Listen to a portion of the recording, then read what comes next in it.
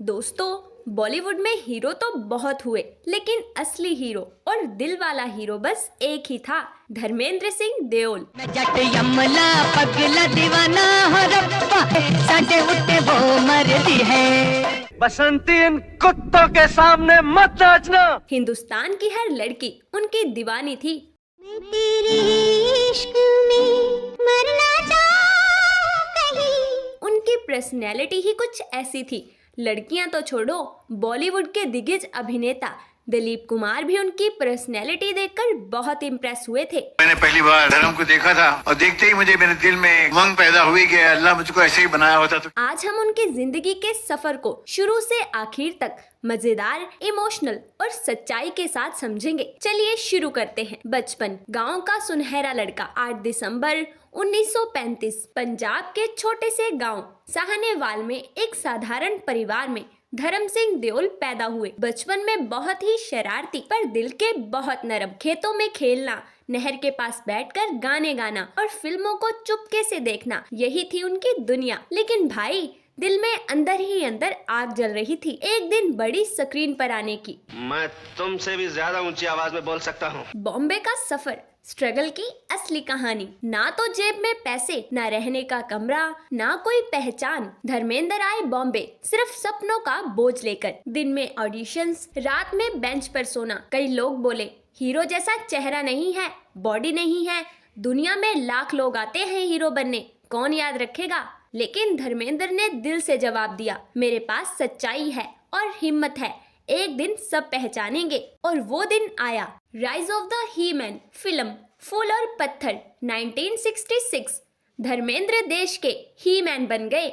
उनका रोमांस, उनकी मर्दानगी, उनकी आंखों की चमक। भाई, लड़कियां लिटरली दिल गिरवी रख देती थी और लड़के कहते थे, भाई हम जिम इसलिए शुरू करेंगे क्योंकि धर्मेंद्र जैसा बनना है। ओ मेरी महबूबा महबूबा महबूबा के जाना है तो जा, तेरी मर्जी मेरा क्या।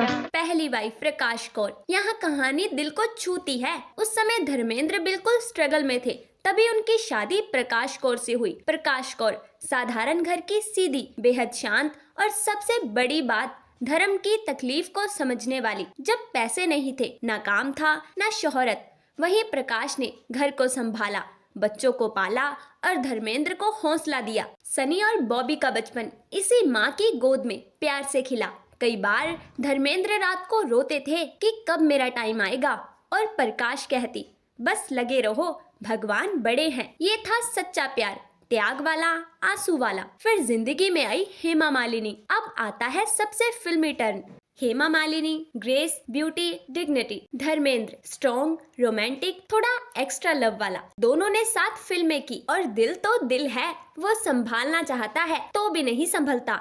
धर्मेंद्र हेमा को देखकर कहते थे, अरे मैंने तुझको चाहा, ये है मेरी मेहरबानी, मैं गलियों का राजा, तू महलों की रानी। लेकिन ट्विस्ट, धर्मेंद्र के घर बीवी और परिवार पहले से थे। यहाँ दिल और फर्ज की सबसे बड़ी लड़ाई चालू हुई। चीटिंग कहा जाए या कॉम्प्लिकेटेड लव। प्रकाश कौर ने दिल टूटते हुए भी कुछ नहीं कहा, वो बस चुप रही, क्योंकि उनके लिए घर टूटना, बच्चों का दर्द सबसे बड़ा था। और धर्मेंद्र, वो भी टूट रहे थे अंदर से। एक तरफ पहले प्यार की जिम्मेदारी, दूसरी तरफ दूसरे प्यार की खींच। ये गलत भी था, लेकिन इंसान दिल को कहाँ रोक सकता है। जब हेमा मालिनी को जितेंद्र ने प्रपोज किया, एक दिन शूटिंग खत्म होने के बाद जितेंद्र बहुत ही सीरियस मूड में हेमा से मिले। उन्होंने बिना घुमाए फिराए कहा, हेमा मैं तुमसे शादी करना चाहता हूँ। हेमा शौक में थी और हेमा ने कहा, तुम मेरी माँ को मना लो, मैं शादी के लिए हाँ कर दूंगी। लेकिन हेमा के मन में सिर्फ एक ही सवाल, धर्मेंद्र का क्या होगा। उधर जितेंद्र ने हेमा की माँ को भी मनाने की तैयारी कर ली थी। जैसे ही धर्मेंद्र को ये खबर मिली कि जितेंद्र ने हेमा को शादी का प्रपोजल दे दिया,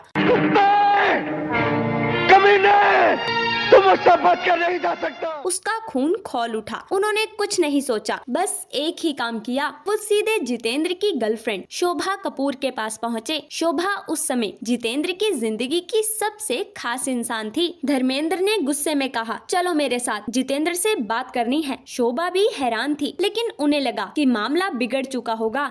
इसीलिए वो साथ चल पड़ी। रात का समय था। जितेंद्र को उम्मीद नहीं थी कि दरवाजा खुलते ही धर्मेंद्र और शोभा दोनों सामने खड़े मिलेंगे। जितेंद्र पूरी तरह घबरा गए। धर्मेंद्र बिना किसी फिल्मी डायलॉग के सीधे तीखे शब्दों से बोले, जीतू अगर तुम किसी से प्यार करते हो तो उसका साथ निभाओ। ये क्या नए खेल शुरू कर दिए हैं। शोभा की आंखों में आंसू थे। वो बस शांत खड़ी रही। जितेंद्र को समझ आ गया कि अब कोई झूठ नहीं चल सकता। हेमा को शादी के लिए मनाने का उसका प्लान कुछ ही मिनटों में ढह चुका था और इसी घटना के बाद धर्मेंद्र और हेमा का रिश्ता और भी मजबूत हो गया। आखिरकार धर्मेंद्र ने इस्लामिक रीति से निकाह किया ताकि दोनों परिवारों की इज्जत बची रहे। लोगों ने बहुत बातें कही पर धर्मेंद्र चुप रहे। शादी के बाद जब धर्मेंद्र प्रकाश कौर से माफी मांगने गए तब उन्होंने आंखों से गिरते हुए आंसू रोक कर कहा था,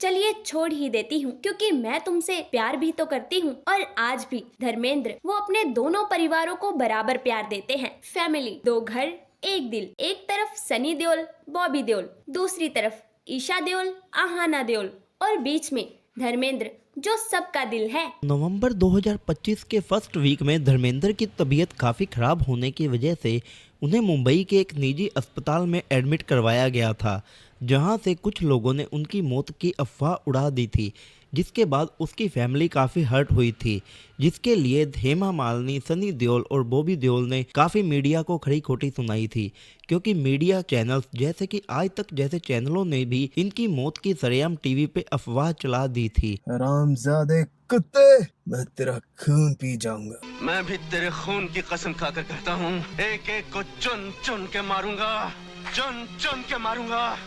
पर धर्मेंद्र सिंह देओल कुछ ही दिनों में बिल्कुल स्वस्थ होकर अस्पताल से घर पर आ गए थे और हम सब ने राहत की सांस ली थी।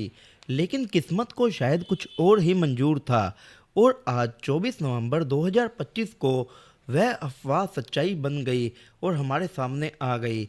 भारतीय सिनेमा का सबसे बड़ा हीरो, सबसे बड़ा दिल और करोड़ों दिलों की धड़कन धर्मेंद्र जी इस दुनिया से हमेशा हमेशा के लिए चले गए। लेकिन सच कहें तो हीरो कभी मरते नहीं। उनकी फिल्में, उनकी मुस्कान, उनकी मेहनत, उनकी कहानियाँ हमेशा जिंदा रहेंगी। धर्म जी के जाने से एक युग खत्म हुआ है, लेकिन उनकी यादें हमेशा हमारी सांसों में बसेंगी। अगर आप भी धर्मेंद्र जी को दिल से याद करते हैं तो इस वीडियो को लाइक करके चैनल को सब्सक्राइब करके उनके लिए प्यार जरूर दिखाइए। रेस्ट इन पीस लीजेंड, आप हमेशा हमारे दिलों में रहेंगे। आज में तू एक रोज पछताएगी, ये रुत प्यार की जुदाई में ही गुजर जाएगी। हरामजादे कुत्ते, मैं तेरा खून पी जाऊंगा। ऐसा नहीं होता तो वो ऐसे शर्माती ना, मुझे आते देख सड़क पे